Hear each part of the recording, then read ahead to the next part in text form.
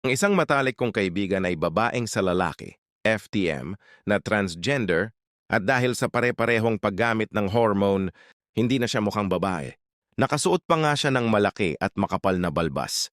Kaya hinding-hindi na pagkakamalang babae. Gayunpaman, mahal ang mga transitional surgeries.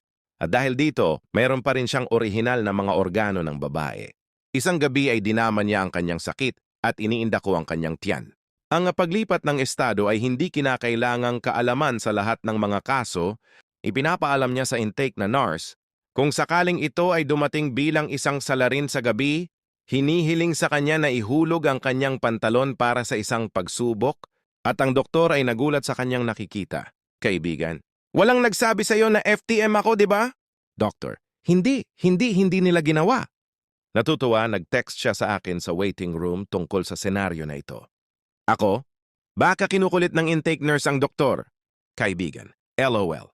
Later that morning, he is admitted and waiting the results of more tests when he texts me to come sit with him in his room. Doon ikinuwento niya sa akin ang tungkol sa pakikipag-usap niya sa doktor na kumuha ng kanyang CT scan. Doctor, so, ibinalik ko ang mga larawan mula sa iyong mga pag-scan at, maaring kailangan nating magkaroon ng awkward na pag-uusap. Ang aking kaibigan na nakaupo sa ER na may mahiwagang sakit sa loob ng 9 na oras sa puntong ito ay nangangamba. Doktor, mayroon kaming ilang posibilidad kung ano ang nagdudulot ng pananakit na ito. Maaaring ito ay ang iyong appendix na kung saan ay bahagyang namamaga o ito'y maaari ng mga cysts sa iyong mga obaryo. May huminto habang ang kaibigan ko ay ngumisi sa kakaibang tono ng doktor. Kaibigan, walang nagsabi sa iyo na FTM ako, di ba? Doktor, hindi.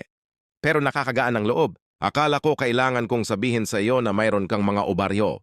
Pinaninindigan ko pa rin na ang mga ER na doktor na iyon ay nagbubulungan sa isa't isa.